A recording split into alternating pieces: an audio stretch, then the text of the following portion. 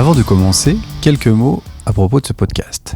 Ce podcast est possible grâce à ses contributeurs et animateurs, mais aussi aux sociétés qui le sponsorisent. Sérénité qui vous accompagne pour concevoir, industrialiser ou automatiser vos plateformes. Écrivez à contact@serenité.fr. Et Datatask d'Affinitech, la plateforme pour accélérer vos data lakes et data labs. Venez nous voir sur datatask.io.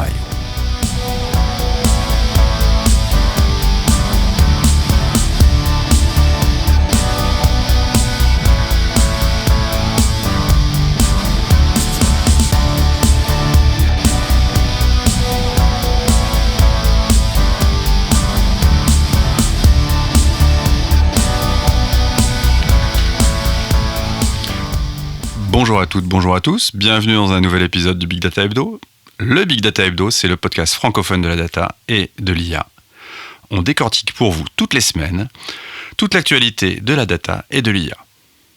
Aujourd'hui, on va parler du Foo Weekend de Sam Altman, de Qt.ai, de philo, de hardware et de data engineering. Et d'une kyrielle de meet-up à venir. Salut Paul, comment ça va ? Salut Vincent, moi ça va très bien. Écoute, comme d'habitude, tu sais, j'aime bien mettre à jour mon profil LinkedIn juste avant de commencer un épisode. Alors aujourd'hui, je serai prosegrammeur, donc un terme francophone, donc entre l'écriture de prose et la programmation, un métier d'avenir. Et toi Vincent, comment ça va ?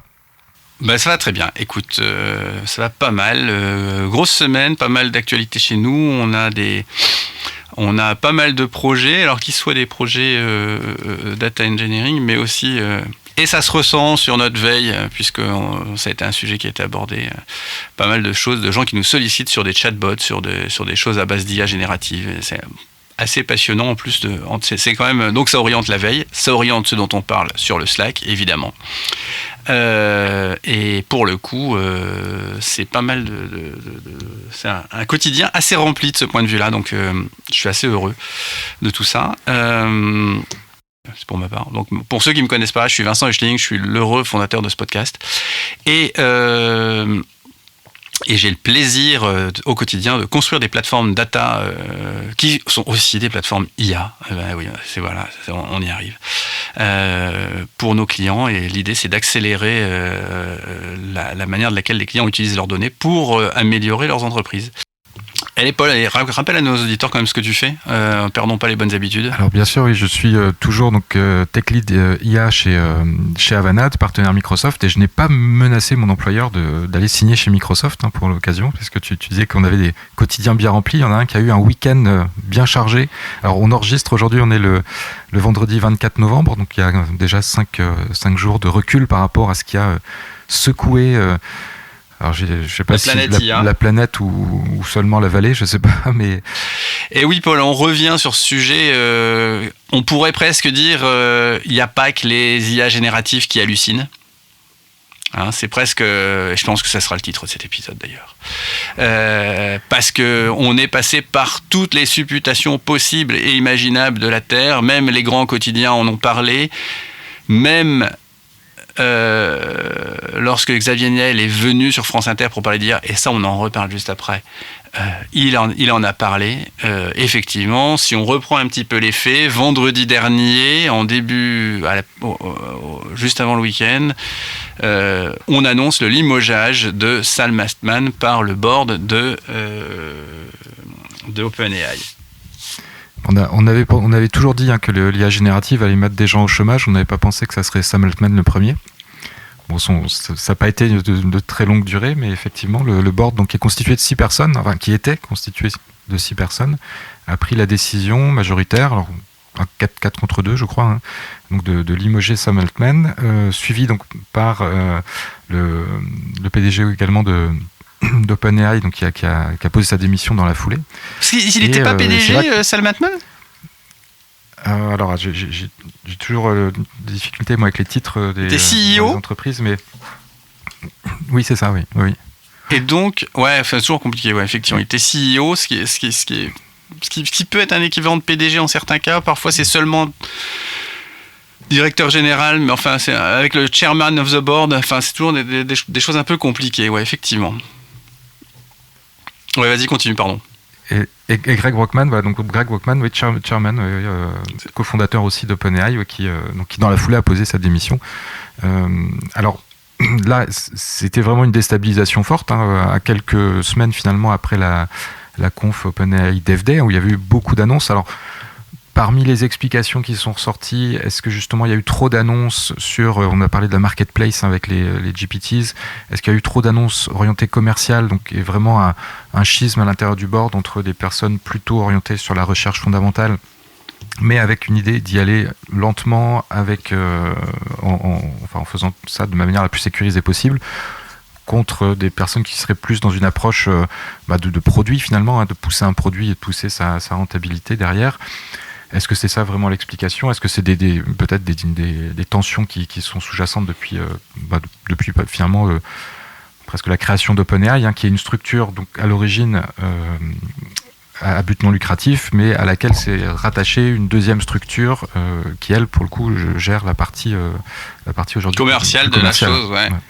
Alors, on est quand même passé au départ par les supputations les plus folles, comme il y a une affaire de mœurs, Sam Altman s'en est pris à sa petite sœur et on peut pas tolérer ça, quoi. Bon, voilà, on a eu ça, on a eu des trucs les plus fous par rapport à ça. On a eu et un autre truc que j'ai entendu, c'est qu'effectivement il y avait ce projet Q-Star qui était très très avancé et le board n'était pas au courant de tout ce qu'il y avait dans ce projet Q-Star, c'est-à-dire que Sam Altman faisait un petit peu, je vais pas dire cavalier seul, mais il avançait un petit peu sans en parler au board. Et Q-Star, c'était l'intelligence artificielle générale. Oui, la fameuse AGI. AGI, ouais, voilà. Et le board a pas supporté cette chose-là et a trouvé ça comme motif pour se débarrasser de lui. Et c'est ce que je disais sur le Slack, faut pas perdre de vue que le fonctionnement des boards dans ce type d'entreprise peut être extrêmement nocif, et je rappelle toujours dans ce genre d'incident ce qui s'est passé avec Google, où pendant je sais pas combien de mois, chaque réunion du board avait comme premier item à l'ordre du jour, il faut que Sergey et Larry s'en aillent chez Google. Et la seule solution qui a été trouvée pour qu'on arrête ça, ça a été de faire ce que le board avait appelé la adult supervision, en mettant un poste de directeur général dans lequel Eric Schmidt était présent. Dont on va reparler. Dont on va parler sous peu, puisque ce Eric Schmidt fait partie de ces monuments de notre industrie qui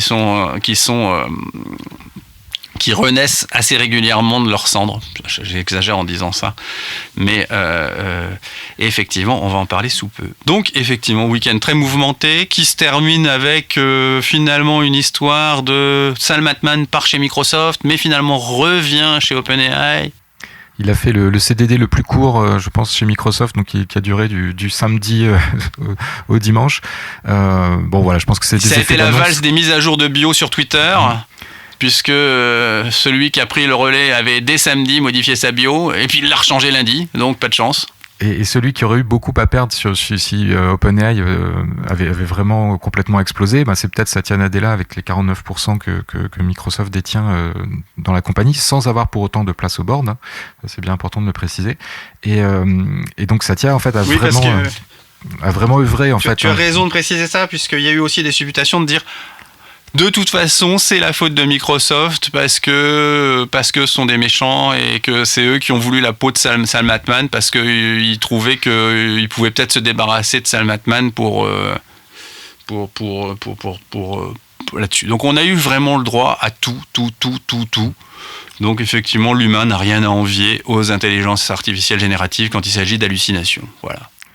Et le cours des mises à jour peut reprendre avec effectivement la fonctionnalité Voice qui est sortie maintenant pour tous les utilisateurs de ChatGPT. Donc on peut parler à ChatGPT, il nous comprend exactement, speech to text, il nous répond text to speech et on peut l'entendre. Donc voilà, les mises à jour continuent. GPT-5, on ne sait pas trop encore pour quand, mais voilà, on peut revenir à une activité plus normale autour d'OpenAI maintenant.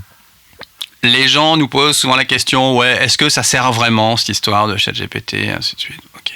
Bon, alors moi j'ai essayé, j'ai fait plusieurs expérimentations, mais je vais surtout parler d'un truc. En ce moment, je suis en train de travailler pour un client sur le fait de construire une stack complète, un peu complexe, en AWS en utilisant CDK. Donc, CDK, ça veut dire quoi? Ça veut dire qu'au lieu d'aller bricoler dans la console AWS, vous avez une première solution qui permet de faire du CloudFormation. Vous faites un grand fichier YAML qui vous dit tous les composants que vous voulez installer et ce que vous voulez installer dessus et comment vous voulez les paramétrer, et vous faites ce fichier YAML. C'est pénible. Et vous avez une autre solution qui va un cran plus loin, qui en fait génère un fichier YAML, qui est un fichier CloudFormation qui s'appelle CDK. C'est-à-dire dans le langage de votre choix, je pense qu'il y a du Node, du Python, du JavaScript, enfin il doit peut-être en avoir d'autres, et je crois qu'il y a même du Golang. Vous pouvez faire un appel à un certain nombre de composants et vous faites vraiment de l'infrastructure as code, c'est-à-dire que ces composants, vous dites je veux créer une API Gateway. Hop, et cette API Gateway, il y a telle propriété, et ainsi de suite. Ce qui vous permet de manière programmatique de pouvoir quand même définir des scénarios un petit peu avancés là-dessus. Et il y a des trucs quand même un peu pénibles à faire et qui sont pas implicites. Et après avoir peiné pendant 2 heures à parcourir la doc dans tous les sens, j'ai fini par me résoudre à ouvrir Edge, à faire un Bing Chat avec mon problème, et je vous le donne en 10 minutes après, c'était résolu, quoi. Donc, il y a quand même un paradigme qui est en train de changer là-dessus, et comme je le dis toujours, c'est pas apprendre tout.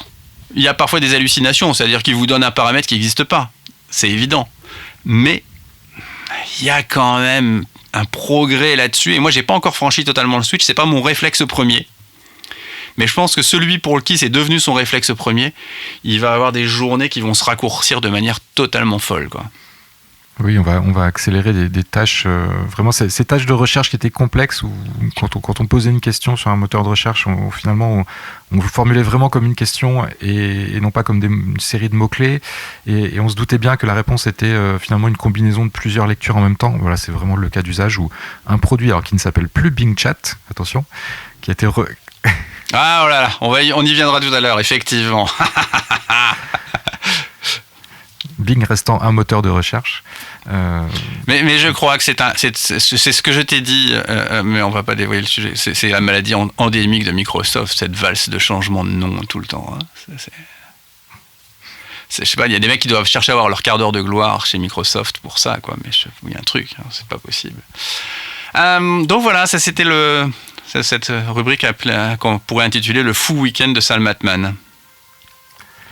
Et est-ce que ce week-end visait finalement tout simplement à faire de l'ombre à un événement qui s'est passé à Paris, en France? Et oui, malheureusement, c'est quand même dommage. Tu vois, c'est un peu comme ce pauvre Jean d'Ormesson qui est décédé 2 jours avant Johnny et on n'a pas parlé de son décès, presque pas. Vendredi dernier, jour pour jour, puisque c'était le 17 novembre, se tenait à Paris. Alors désolé, je devais y aller, j'ai pas pu y aller, j'ai été empêché. Se tenait une conférence organisée par Scaleway sur la thématique qui au départ devait être une conférence qui s'appelait Brainstorm, et puis au final elle a dérivé vers une thématique très orientée AI. Ça aurait dû nous mettre la puce à l'oreille, puisque c'est à cette occasion que Xavier Niel, donc Xavier Niel pour mémoire pour ceux qui n'ont pas suivi, c'est le propriétaire de Scaleway, a annoncé une initiative qui s'appelle Qt AI, et qui est donc un laboratoire d'intelligence artificielle en mode science ouverte. Initiative absolument géniale. Xavier Niel a été interviewé, on pourra vous retrouver ça à France Inter, au milieu de ce mardi, je crois, ou mercredi, je ne me souviens plus. Et il disait clairement, moi j'ai absolument pas envie que mes enfants dépendent d'algorithmes qui n'auront pas été créés ici. Donc c'est quand même super louable. Il est accompagné dans cette initiative de 2 autres mecs qui ont pu démontrer leur capacité. Et c'est assez... L'un, on en reparle, c'est Eric Schmidt. Et le deuxième, pour le coup, c'est un entrepreneur français qui pour le coup, on ne l'attendait pas sur ce sujet-là non plus, c'est Rodolphe Saadé. Rodolphe Saadé, c'est le propriétaire de CMA CGM. C'est l'un des plus gros transporteurs maritimes mondiaux.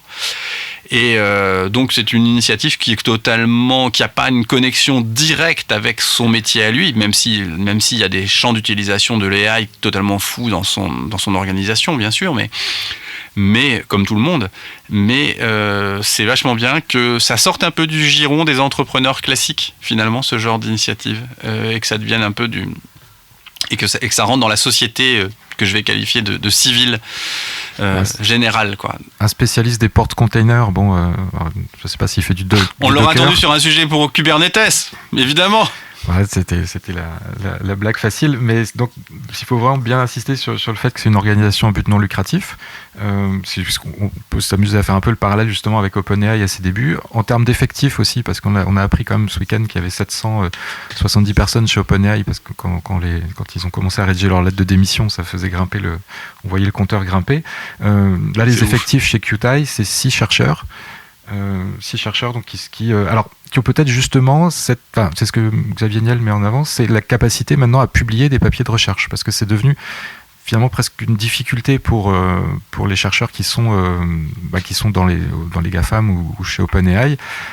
Depuis GPT-4, on l'a souvent dit, la plus grande chose qui sort de chez OpenAI en termes de papier de recherche. Et là, vraiment, ce qui est mis en avant, c'est la capacité finalement pour les chercheurs de donner leur nom, de poser leur nom sur les papiers et de pouvoir les publier. Donc je pense que ça va être quelque chose qui va grandir. On va suivre ça. Il y a Xavier Niel aussi on en avait parlé ici aussi, a fait des investissements dans des GPU. Donc il a un supercalculateur à disposition. Ouais, tout à fait. Je ne sais plus qu'est-ce qui a remonté 5. J'ai lu ça, qui a remonté 5 annonces. La conf est disponible en replay. J'ai pas encore eu le temps de la regarder. Quelqu'un qui avait remonté 5 annonces. Il y a Nabu, qui va être le plus gros supercomputer en Europe. Donc ça, c'est la première annonce. Il y a un partnership avec Nvidia pour avoir accès aux dernières GPU. Donc, on sait l'importance des GPU dans nos affaires. Il y a des clients. Ils ont annoncé qu'ils avaient des clients tels que Poolside, Hugging Face et Mistral AI sur ce sujet. Donc, c'est quand même des partenariats super importants. Ils vont avoir dans les data centers de Scaleway accès à des machines M2, des M2 servers. Donc, on sait la puissance des puces Apple sur ces sujets d'AI et autres. Donc, c'est quand même vachement bien. Et il y a une dernière annonce sur le quantum computing. Alors, le quantum computing, alors là, je sors mon joker. Je suis incapable d'en parler, de savoir quels sont les enjeux ni quoi que ce soit. Donc voilà, mais c'est quand même assez dingue. Et puis il y avait effectivement aussi des présentations assez belles. Il y avait des interviews. Il y avait notamment Arthur Munch de chez Mistral AI qui a raconté que Mistral 7B pouvait tourner sur un iPhone. Alors ça, j'attends, parce que mais les modèles avec plus de 7 milliards de paramètres ne peuvent pas, parce que c'est la limitation à 6 gigas de mémoire qui ne permet pas de le faire. Donc c'est quand même assez intéressant. C'est assez intéressant. Une deuxième anecdote que j'ai relevée dans ce que j'ai pu lire, c'est que le même Arthur Mensch a raconté que le coût d'entraînement il est quadratique en fonction du nombre de paramètres. C'est-à-dire que un modèle à 13 milliards, c'est 4 fois plus cher à entraîner qu'un modèle à 7 milliards. Et puis, il disait, si on projette ça, un LLM à 100 milliards de paramètres, ça coûterait 50 millions de dollars. Je vous laisse digérer les chiffres. Oui, voilà. Et c'est intéressant aussi de voir que alors, finalement, là, on est vraiment sur l'approche texte, langage.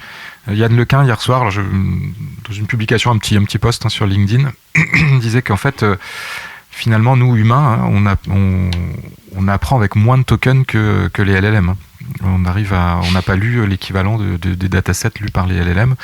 Et que c'est fou, hein. Et pourquoi finalement on arrive à être encore un tout petit peu plus intelligent dans la plupart des cas, c'est parce qu'on a plus de sens que seulement ce qui est limité à la lecture, à la compréhension du texte. Et la vision en particulier nous apporte beaucoup de choses. Et Yann Lequin finissait son post en disant que peut-être qu'une piste forte, ça va être de soumettre les flux vidéo. Alors là, on sait que du flux vidéo, il y en a à foison sur Internet, ça ne sera pas compliqué non plus de les recueillir ça, mais il va falloir de la puissance pour traiter forcément, mais qu'il y aurait sûrement beaucoup à apprendre de la vidéo finalement. Ça sera peut-être un des nouveaux moteurs, un des nouveaux datasets finalement d'apprentissage pour ce qu'on va appeler maintenant les LMM, Large Multimodal Model. Ça va être compliqué de ne pas se perdre entre LLM, LLM, 3M. LLMM, Large Multimodal Model. Ouais, 3M. Ah oui, si tu rajoutes pour modal, oui, mais Je pense qu'on l'écrit en 3 lettres, mais ouais, ça. Oui, c'est bon. Énorme. Le futur proche. Ah ouais. Non, mais au même titre qu'on a dans l'inférence cette logique d'agent pour être multimodal. On peut imaginer qu'à l'inverse, effectivement, pour le train, on ait aussi une logique d'agent, qu'il y ait des thématiques qui s'apprennent mieux avec certaines formes de corpus et d'autres thématiques qui s'apprennent mieux avec d'autres formes de corpus, effectivement. Oui, et que c'est déjà ce qui est sous-jacent à GPT-4, qui a priori, sur ce qui est un petit peu sorti sans vraiment de confirmation, mais c'est qu'il y a 8 modèles sous-jacents au minimum qui justement traitent des choses plus spécifiques. On n'est plus dans l'approche qui s'est un peu arrêtée avec GPT 3.5 de se dire qu'on allait avoir un gros modèle qui saurait tout faire. Ouais, je pense que c'est... Et pour aussi parler de la compacité dont on parlait juste avant, finalement, de ces modèles, qui est un petit modèle, on est capable de le booter facilement sur une petite instance, sur quelque chose de léger, qu'un très gros modèle, on ne peut pas le faire, mais alors, et que avoir cette modularité, on est capable finalement de l'avoir. On est habitué aujourd'hui dans une session de chat à avoir un peu de temps d'attente, donc ça pourrait permettre de booter les ressources nécessaires pour quand on va dans un périmètre de sujet bien spécifique plus facilement. Donc il y a vraiment des choses là-dessus à faire. Voilà. Passer ces grandes annonces, je te propose qu'on vienne à des choses qui ne sont plus de l'annonce, mais qui sont des choses qui ont été faites là-dessus. Comment améliorer les résultats d'un chat, finalement ? Alors oui, c'est presque une question qu'on se pose depuis 1 an, parce qu'on arrive à l'anniversaire de la sortie de ChatGPT public, c'était le 30 novembre 2022. Et moi, je me souviens que vraiment à l'époque, ce que tout le monde tentait, c'était de le piéger sur des petites devinettes ou des raisonnements logiques, et on le piégeait à tous les coups. Et alors là, je mettrai dans les show notes là, un article de Thomas Maillet, alors je ne sais pas si on dit Maillet ou Mayer, de Flint Media, qui est... alors c'est 2 articles d'ailleurs, vous pouvez revenir sur l'article précédent pour bien comprendre ses explications sur le fonctionnement de ChatGPT, qui sont vraiment très bien écrites. Et il pose à ChatGPT le problème de l'escargot qui veut sortir du puits. Alors je vous le résume très rapidement. Le puits fait 10 mètres de profondeur. L'escargot, pendant la journée, réussit à monter de 3 mètres, mais comme il s'endort la nuit, il glisse un petit peu et il glisse de 2 mètres. Et la question qu'on pose à ChatGPT, c'est au bout de combien de jours l'escargot va-t-il sortir du puits ? Si on n'y réfléchit pas du tout, on fait 3 moins 2 égale 1, 10 fois 1 égale 10, donc on se dit qu'il sort au bout de 10 jours. Et là, on s'est trompé parce qu'en fait, au 8e jour, il arrive quand même à sortir, et puis il s'endort pas, ou en tout cas il s'endort sur le rebord du puits, mais il reglisse pas à l'intérieur. Et donc en fait, ce petit piège de logique, finalement, n'était pas si simple au démarrage sur les modèles. Donc les modèles qui ont vraiment toujours ce principe de prédire les mots les plus probables derrière.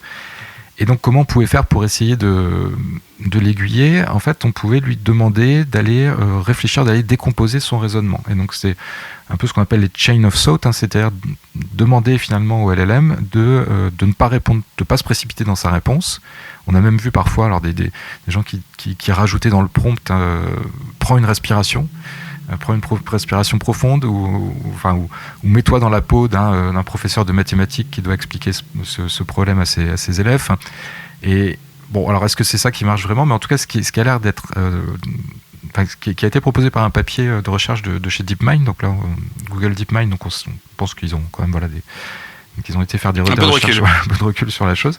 L'idée vraiment de demander un niveau d'abstraction, de remonter d'un niveau d'abstraction est quelque chose qui semble assez efficace. Donc on demande finalement au modèle de langage de ne pas se lancer dans la réponse tout de suite, mais plutôt d'établir la stratégie de comprendre les règles du jeu, et finalement une fois qu'il les a posées et bien posées, là d'aller répondre. Et là, globalement sur les tests que l'auteur du post propose, ça fonctionne bien. Il s'amuse à changer la hauteur du puits. Ça plante un petit peu quand on arrive à un puits de 3 mètres, parce que 3 mètres finalement, l'escargot monte de 3 mètres la première journée et c'est gagné. Et là c'est un petit peu plus compliqué, mais en fait il se rend compte, et ça c'est intéressant d'avoir ce suivi finalement, parce qu'il a fait des édits là sur son poste, de voir que les modèles ont aussi évolué, qu'ils se font de moins en moins piéger sur ce genre de choses, et que vraiment cette idée donc de step back prompting, donc vraiment l'idée d'aller lui faire décortiquer finalement sa logique est assez efficace. Et alors il pousse la chose, et je trouve ça assez sympa, parce que ça donne une idée de comment appeler ça, mais c'est pas vraiment la distillation de la connaissance, mais en tout cas de la compression, je sais pas, c'est peut-être pas le bon terme, mais de la compression de la connaissance, parce qu'on sait que même sur 175 milliards de paramètres, on n'arrive pas à avoir une connaissance complète. Ouais. Donc il faut de l'abstraction, il faut réussir à synthétiser des choses, et peut-être que le terme compression est le plus adapté ici. Et donc en fait il repose la problématique, il pose la question des déplacements d'un escargot au modèle, et il lui demande finalement qu'est-ce qui régit les déplacements. Donc le modèle lui répond que c'est son anatomie, c'est parce qu'il va rechercher de la nourriture, parce qu'il cherche à se reproduire, parce qu'il veut éviter des prédateurs, etc. Bon, plein de raisons effectivement valables. Et puis il lui demande de remonter d'un niveau d'abstraction. Et là, on va remonter, peut-être finalement au-delà de l'escargot, on va remonter aux organismes vivants. Donc, qu'est-ce qui régit nos déplacements? La survie, la reproduction, l'équilibre avec l'environnement, etc., l'adaptation. Et repose encore la question de remonter à un niveau d'abstraction. Et là, on va commencer à parler d'homéostasie. Alors, l'idée d'avoir une sorte d'équilibre interne aux changements externes. On va parler de changements, d'adaptation, de cycle de la vie, d'énergie. Et c'est vraiment intéressant de voir comme finalement, en remontant ce niveau d'abstraction, en reposant plusieurs fois la question, on se rend compte que finalement, il y a une espèce d'arborescence de la connaissance dans le modèle de langage. Et je trouve que la démonstration est vraiment très, très concrète, et on en revient au dernier niveau d'abstraction, on en revient à l'essence même de l'existence. Donc on finit sur des... Oh là là, ouais. Sur des niveaux philosophiques. Donc on est passé, du fond du puits au fond de la caverne, je sais pas, mais... Écoute... Là, finalement, c'est là où je vais plus être en mesure de travailler dans ce truc. J'ai été une brêle finie, et très constant d'ailleurs, entre mes notes de philo en terminale et ma note de philo au bac. Je préfère taire le... C'est un chiffre, c'est tout ce que je peux vous dire. Et que c'est un nombre premier. Alors ce qui est intéressant de voir, je trouve quand même, c'est que le métier de prompt ingénieur, qui a été à peu près, qui a peut-être eu une durée de vie quasiment similaire à celle du CDD de Sam Altman chez Microsoft. Ce métier-là, finalement, il est voilà. Moi, je dis toujours qu'il vaut mieux savoir bien parler en langage naturel plutôt que d'aller se pencher vers des formations de prompt engineering. On voit qu'il y a quand même toujours des petites astuces, des petites choses qui sont intéressantes, mais sûrement plus pour comprendre le fonctionnement que après dans le quotidien. Même si on peut se baser un peu sur des templates, sur avoir des modèles pour guider un petit peu ces demandes au quotidien. Je pense que si vous savez bien exprimer votre besoin, déjà vous avez plus de chances de comprendre. Quand on pose bien la question, on a plus de chances de bien comprendre la réponse. Et après, il y a des petites techniques qui perdurent, mais qui vont disparaître petit à petit avec les progrès des modèles. Ouais, c'est clair. Non, mais super. Enfin, moi, le foisonnement et la diversité d'initiatives qu'il peut y avoir autour de tout ça, et les solutions trouvées, finalement, sont assez intéressantes et ont des particularités qu'on n'attend pas sur certaines choses. Donc on reviendra dans l'épisode suivant sur ce qui s'est passé sur l'événement Microsoft qui a eu lieu récemment. Mais on peut déjà parler d'un sujet, c'est que Microsoft rejoint le camp de ceux qui construisent leurs propres puces. Et le besoin grandissant de sujets IA fait que Microsoft va faire du hardware optimisé. Mais il ne va pas aller chercher ce hardware chez d'autres. Il va construire ses propres puces dédiées à l'IA. Et ça, pour le coup, il n'y a pas beaucoup de firmes finalement qui alignent tous les secteurs. Aujourd'hui, effectivement, Google avait construit ses propres TPU, les TensorFlow Processing Unit. Apple a évidemment ses propres chips. Mais Microsoft fait partie rejoint le clan très fermé de ceux qui sont capables de faire 3 activités qui sont software provider, cloud provider et hardware, et de construire du hardware. Et là, ça, je trouve que c'est quand même un move assez impressionnant de ce point de vue-là, puisque les autres sont uniquement cloud provider et font aussi leur propre chip, mais finalement, Microsoft et Apple sont les 2 seuls, à ma connaissance. Alors, il y a peut-être chez les Chinois, mais j'ai une méconnaissance de ce marché. Peut-être que chez Alibaba, ils sont capables d'avoir... Ils ont les 2, mais je ne sais pas ce qu'ils font de toute façon, donc je pourrais pas vous éclairer là-dessus. Mais je trouve que là, c'est un move significatif et ça démontre quand même de la capacité, 1, d'investissement qu'a Microsoft sur ce sujet, et 2, du niveau de préoccupation et de stratégie que ça a chez eux pour pouvoir aller faire ce type d'investissement, quoi. Donc... C'est voilà. Une stratégie qui est impulsée par Satya Nadella qui a très vite, à son arrivée chez Microsoft, demandé que Microsoft se positionne partout. En fait, il n'a pas demandé à être excellent dans certains domaines.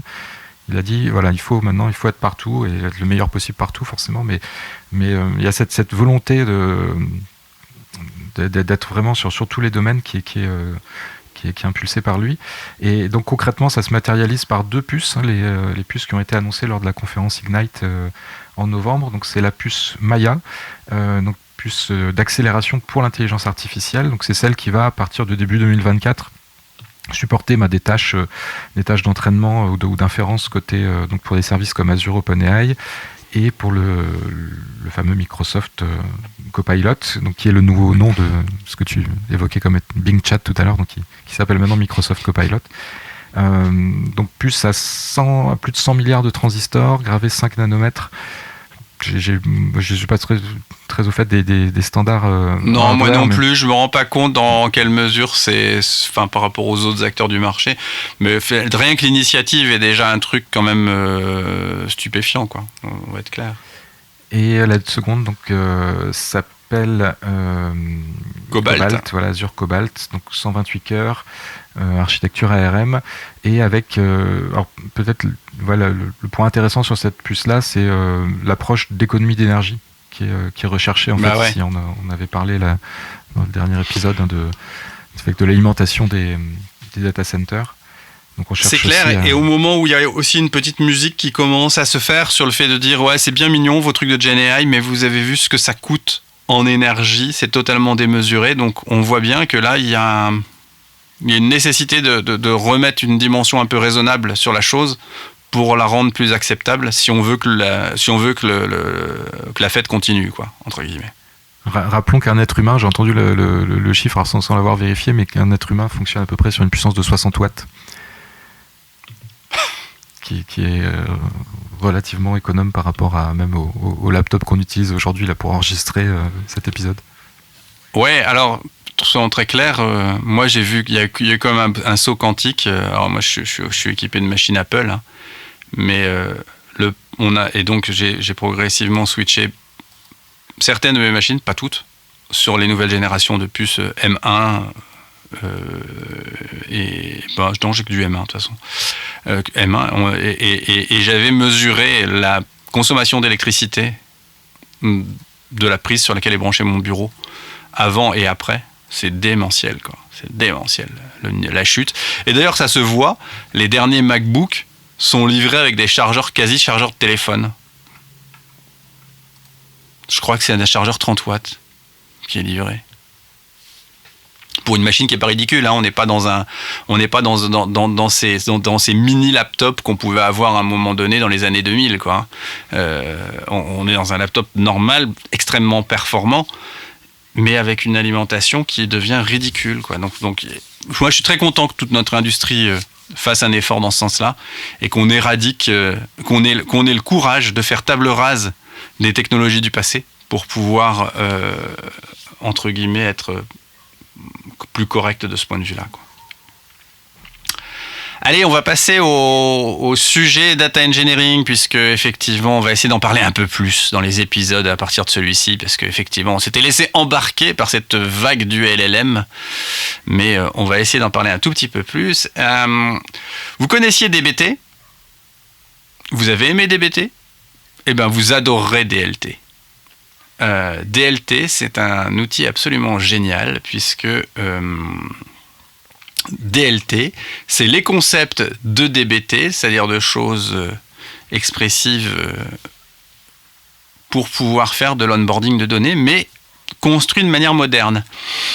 Je vous avais parlé, je crois, dans un précédent épisode de Meltano, qui est un outil qui, en Python, permet de faire des scripts d'intégration. Et il avait quand même quelques lacunes qui étaient une conception un peu ancienne de la manière de laquelle le data flow est organisé dedans.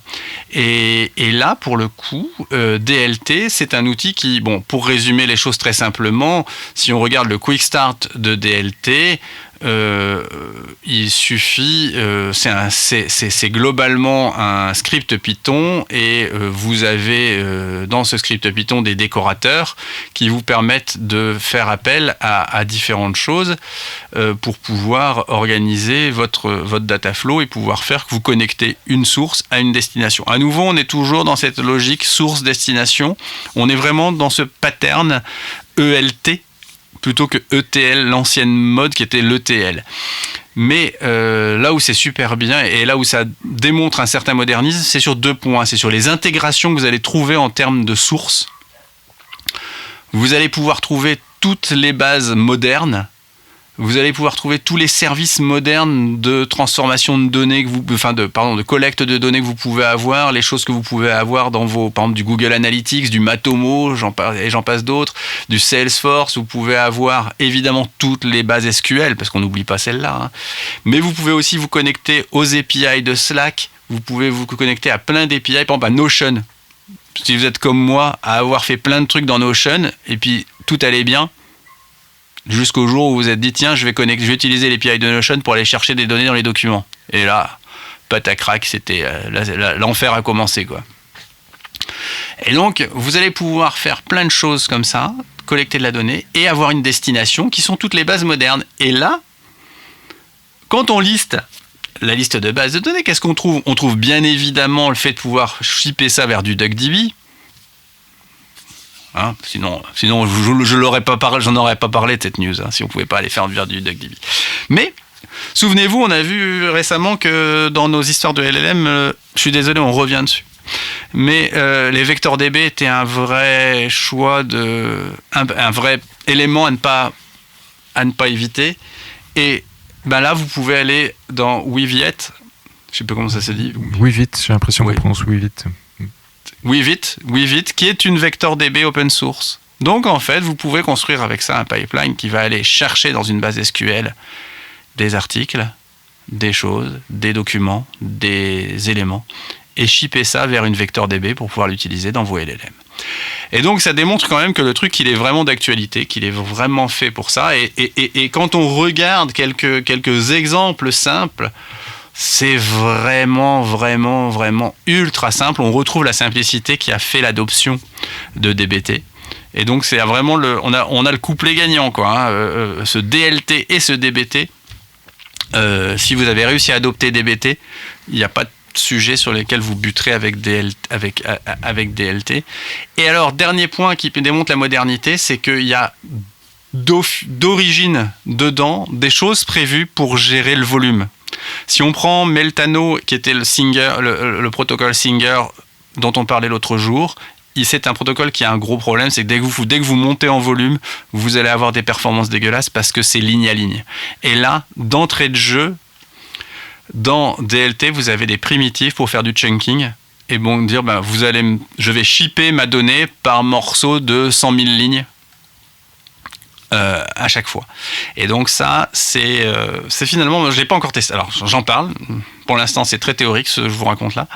J'ai pas eu l'occasion de le tester, mais j'ai bien évidemment un projet dans les tuyaux pour le tester et je reviendrai vous en parler. Donc en fait, un outil qui nous amène à la couche bronze, hein, parce qu'on a beaucoup parlé sur le Slack récemment de l'architecture médaillon, donc bronze, silver, gold, hein, celle qui va aux Jeux Olympiques.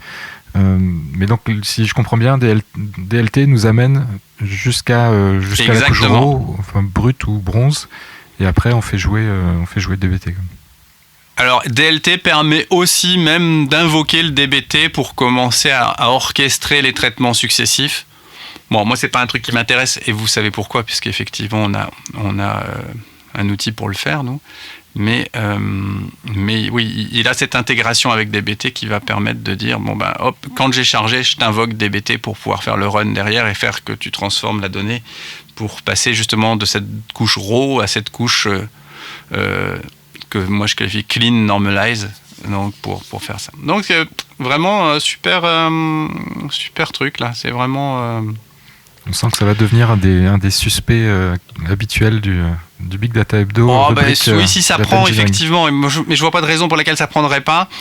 Je pense qu'effectivement, on évite on est capable de faire un truc simple. Alors à nouveau, ça reste quand même un truc où là, pour le coup, là où Meltano, dont on parlait l'autre jour, était avec une logique presque low code, là on est un peu plus code quand même dans ce truc-là. Donc il va falloir trouver le scope sur lequel ça s'applique. Pour continuer dans nos news data engineering, on a eu Microsoft et Google qui ont fait une initiative commune. Alors, c'est toujours stupéfiant quand on regarde ça. Mais pour le coup, c'est une initiative qui est de faire un standard qui s'appelle OneTable. Alors, les mauvaises langues ont dit ouais, d'accord, super.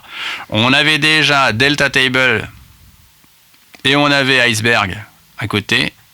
Donc, comme on n'arrive pas à mettre d'accord les deux sponsors de ce truc-là, on va faire une troisième option. Comme ça, on est certain qu'on ne convergera jamais vers un seul truc. C'est pas faux. C'est Victor qui nous a remonté ça dans le Slack. Et donc Onehouse, donc c'est vraiment l'idée, c'est de se dire que finalement, on peut aller chercher et taper dans des tables UDI. Alors moi, j'ai jamais utilisé UDI comme format de table. J'ai jamais été utilisé ça. Donc c'est vraiment important. Et effectivement, quand on regarde les initial committers, donc il y a les committers Onehouse, qui sont des gens de Onehouse, des gens de Microsoft dans les initial committers, et dans les mentors and advocates, il y a des gens de Google, de Microsoft aussi, de Cloudera, de Netflix, d'Apple, d'Amazon et de LinkedIn qui sont a priori en discussion pour rallier le consortium. Il y a un nom là-dedans qui me fait penser que ça peut partir super vite, c'est Netflix, bien évidemment. Puisqu'on sait la capacité qu'a Netflix à prendre une technologie et à la faire grimper de manière super forte, surtout dans ce domaine d'activité. N'oublions pas que nos architectures aujourd'hui à base de data lake qui sont dans du storage et qui remplacent petit à petit des data warehouse, les grands précurseurs de ce schéma-là, ça a été Netflix qui a commencé par faire que son système de données soit centré autour d'un bucket S3 sur Amazon, enfin un bucket. Un ou plusieurs buckets S3 sur Amazon. Et donc le fait que Netflix aille là-dedans, il y a un vrai sujet qui va permettre d'aller beaucoup plus loin. J'espère que néanmoins il y aura une convergence à un moment donné, parce que l'histoire du Iceberg d'un côté, du Delta Table de l'autre, entre les deux acteurs que sont Databricks et Snowflake qui se regardent en chien de faïence, est un truc qui me gêne un petit peu par quelques côtés, on va dire. Et si je comprends bien, on est sur la création d'un standard, mais qui va rester quand même compatible avec les trois formats classiques, Iceberg, UDI et... J'ai l'impression, mais tu sais ce que c'est, la compatibilité, ça tient à un instant T, quoi. À un moment donné, derrière, dans quelle mesure le truc va tenir dans la durée et que les évolutions vont pas décrocher, qu'il va pas y avoir une nouvelle feature qui fait que ça rentre plus, ouais, voilà.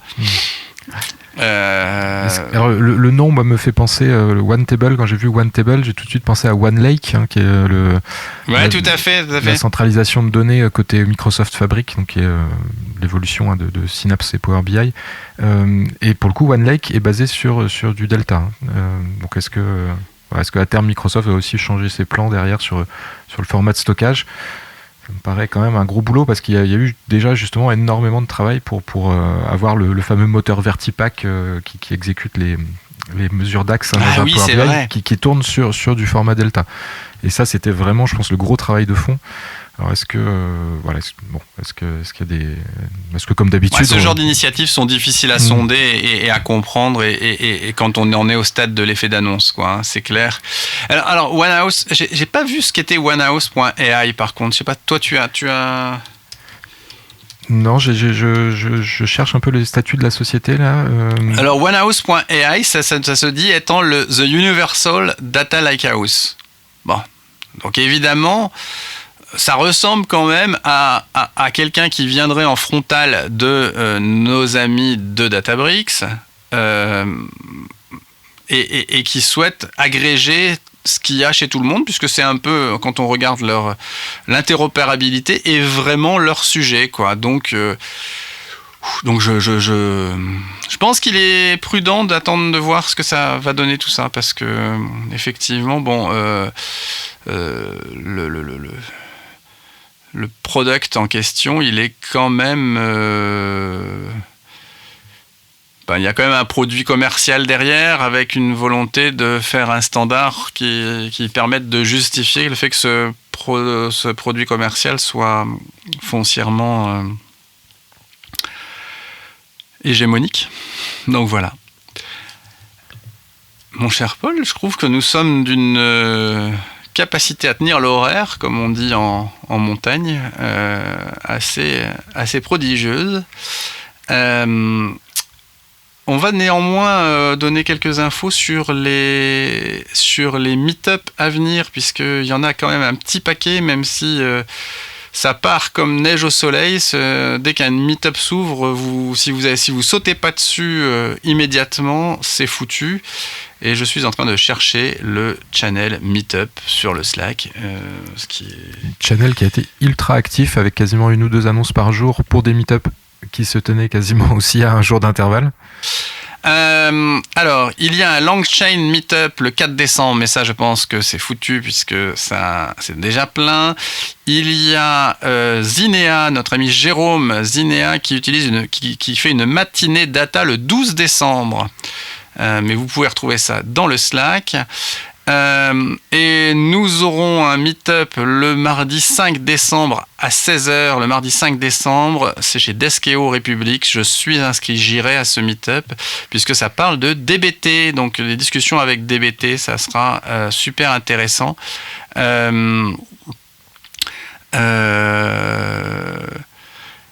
Et donc, et effectivement, de manière assez drôle, c'est que c'est Adrien Boutreau qui dit ça dans le Slack. Il y a un deuxième meet-up le même jour, et donc il y en aura un plus large sur la data platform et l'autre plus sur la communauté DBT. Donc, il faut choisir votre camp pour ce soir-là, mais je suis pas certain que ce soit une bonne idée d'organiser 2 meet-up avec des thématiques proches le même jour. Voilà pour les meet-up à venir que moi j'avais repéré. Et puis sinon, il y a effectivement meet-up Data Science responsable et de confiance qui se déroulera le lundi 27 novembre. Bon.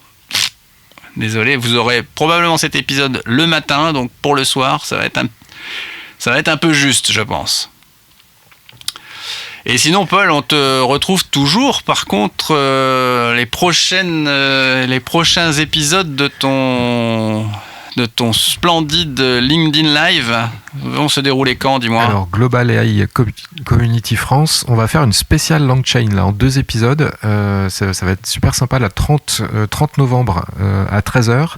Donc moi, je commencerai avec une petite intro à Langchain et puis un petit Rex sur vraiment ce qu'on appelle les chains, pour le coup, vraiment les enchaînements de différentes actions dans un mode très, très séquentiel. Et on aura la chance, la semaine suivante, donc on bascule jeudi 7 décembre, toujours à 13h, on aura la chance de recevoir Pierre Bittner, que vous pouvez croiser sur le Slack, et qui a une chaîne YouTube où il parle beaucoup de Langchain, et il nous fera un Langchain Deep Dive, où il nous parlera des fonctionnalités un peu plus avancées de paramétrage du RAG.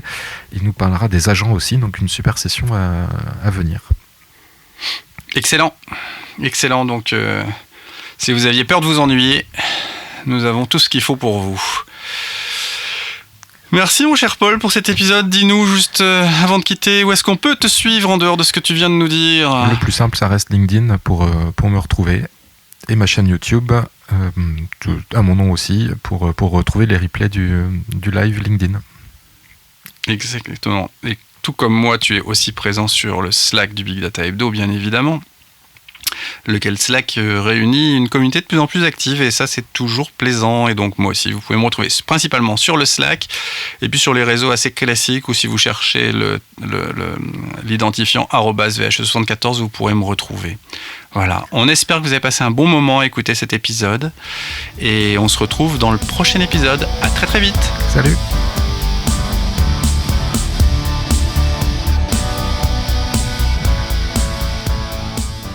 Merci d'avoir écouté ce Big Data Hebdo jusqu'au bout.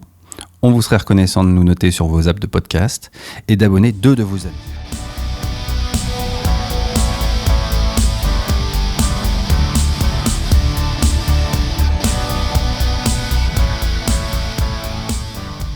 Un grand merci à Maxence Lecointe qui a composé et enregistré le générique de ce podcast.